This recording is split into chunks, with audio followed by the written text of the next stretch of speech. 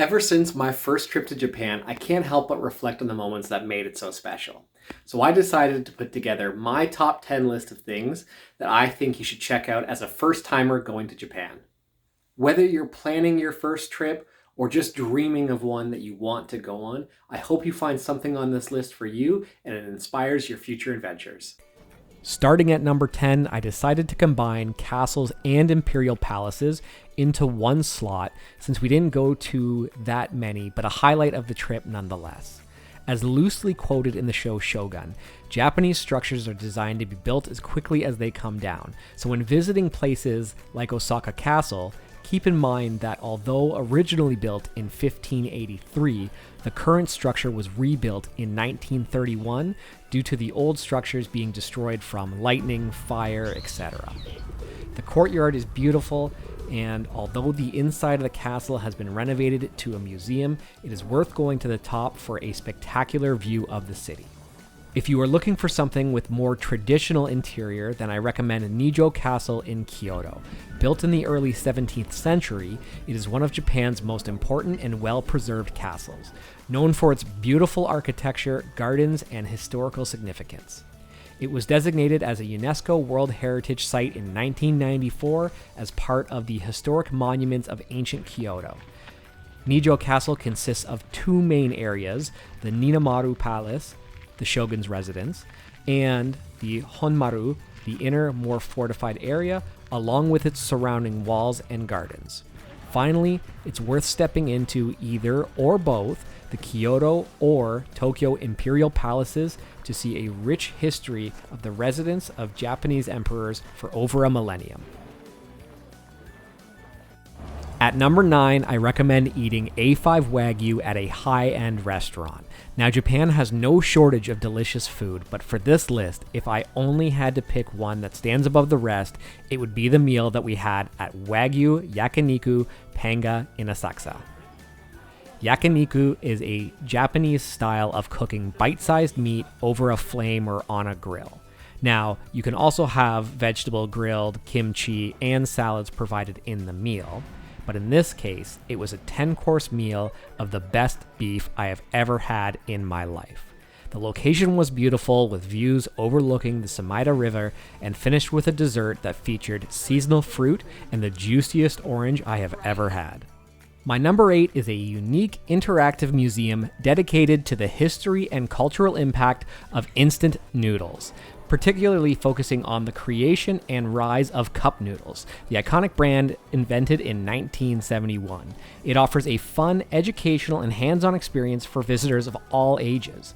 Originally, we booked the experience where you would just draw on a cup noodle container to have a custom little souvenir to take home. However, we accidentally booked a whole instant ramen making experience, which turned out to be the way better option anyways. Here, you are guided through making the noodles from scratch aside from frying them, which is done by one of the very skilled team members. And finally, you make your custom design on the cover of one of your one-of-a-kind instant noodles.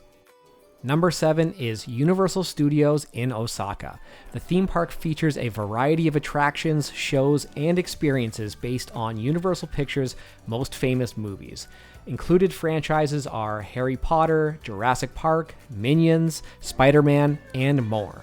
One of the latest attractions is the Nintendo World, featuring themes from Mario and Donkey Kong franchises. I preferred this park to Disney Sea in Tokyo, as I found there was much more to do and the food was way better. Wait times can get a little long like at any theme park, but this is one of the few occasions where I would say it is worth the wait. One tip is you can always pre-book an express pass for early entry to some of the park sections and rides. Now, for number 6, booking a day trip to Nara is a must for 2 reasons: bowing deer and a giant Buddha. Of course, there are many other reasons to visit Nara, but these were my favorite. In the heart of the city, you will find almost 1,000 free-roaming deer, which will offer you a humble bow in return for some crackers, which you can usually purchase from locals at the park entrances. After strolling for a while, you will eventually make your way to Todaiji, which is one of the most important and historically significant Buddhist temples in the country. It is renowned for housing the great Buddha, Daibutsu, which stands as one of the largest bronze statues in the world at 50 feet. Todaiji is a UNESCO World Heritage Site and an iconic symbol of Japanese culture, history, and religion. Number 5 is a bit more broad, and I'll include a little bit of a bonus tip at the end. Visiting shrines in Japan offers a unique and enriching experience that connects you with the country's rich spiritual, cultural, and historical heritage. Shinto shrines, in particular, are deeply intertwined with Japan's identity, offering visitors a chance to reflect on the country's traditions, rituals, and natural beauty. My favorite shrine by far is Fushimi Inari in Kyoto, as you can greatly feel a spiritual connection with that place as you walk the 10,000 plus torii gates along the mountainside. As my bonus, I would highly recommend picking up a Goshuin book at the first shrine you visit, which is like a souvenir stamp book, and then that way you can collect stamps from each other shrine you visit during your stay.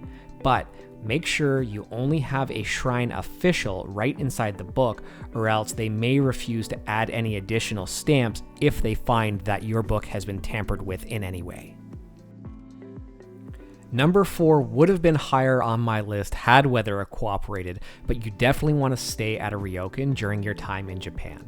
Now, a ryokan is a traditional Japanese inn that offers guests a unique and immersive cultural experience, blending hospitality with Japanese customs and aesthetics.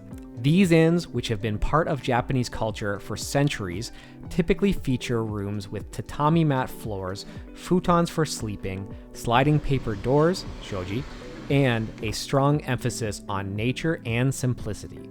We stayed at the Lakeland Hotel in Lake Kawaguchi with hopes of having a breathtaking view of Mount Fuji from our balcony. However, the weather was not on our side during our visit. The food, on the other hand, was a spectacle to behold, with incredible presentation and taste. Some ryokans do offer Western-style meals included with your stay, but I would recommend the Japanese style to complete the experience. We have now entered my top 3 spots, and the bronze medal goes to Team Lab Planets.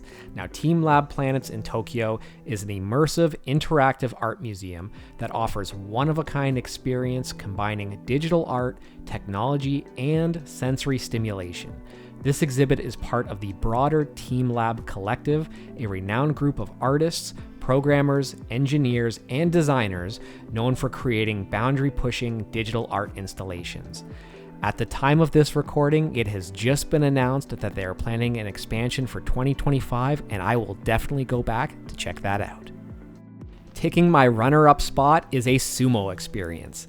Now, sumo is a traditional Japanese sport with a history dating back over 1,000 years. Deeply rooted in Shinto rituals and cultural symbolism, it's a form of wrestling where 2 rikishi, wrestlers, compete in a circular ring with the goal of forcing their opponent out of the ring or making any part of their body, other than the soles of their feet, touch the ground.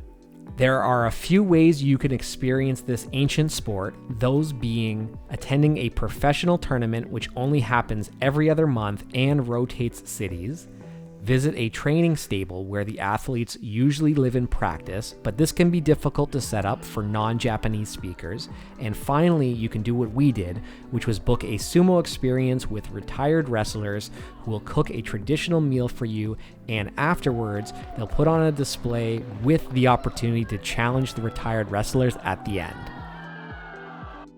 Last but not least, coming in at my number 1 spot is wandering the beautiful streets of Japan, old and new. Japanese architecture is some of my favorite in the world. Whether it is the traditional wooden-style structures in Kyoto or the modern and futuristic skyscrapers of Tokyo, there is definitely something for everyone to appreciate. Many times during my reflection periods, I constantly find myself thinking about the times spent with my wife and friends just wandering up and down the endless side streets, having a laugh and not caring about where we were going. Sometimes it doesn't need to be some grand tour or expensive dinner to take the top spot on my list, but simply sharing time with those you love, and that may sound corny, but I honestly believe it to be true. Although many of the places we went are busy tourist hotspots, I found that they were that way for good reason. You definitely want to see Godzilla towering over Shinjuku, Omoide Yokocho, otherwise crudely known as Piss Alley, Shibuya Crossing, which is the busiest intersection in the world. I had to see where Han drifted and split the crowd coming across the walkways. The Gion district in Kyoto, known for their beautiful geishas and traditional homes. And the absolute chaos that is Downtonbury, where you will have a hard time singling out 1, 2, 3 things to do because there is so much to see and do. As always, thank you for watching this video. If you enjoyed it, I would appreciate if you hit the subscribe button, and I will continue to post more content like this. I have 2 trips currently planned, one for early 2025, another one for early 2026. Stay tuned for those. And if you would like, leave a comment under this video for if you've done any of these activities I mentioned, or if you have any other recommendations for a first timer going to Japan. Thanks.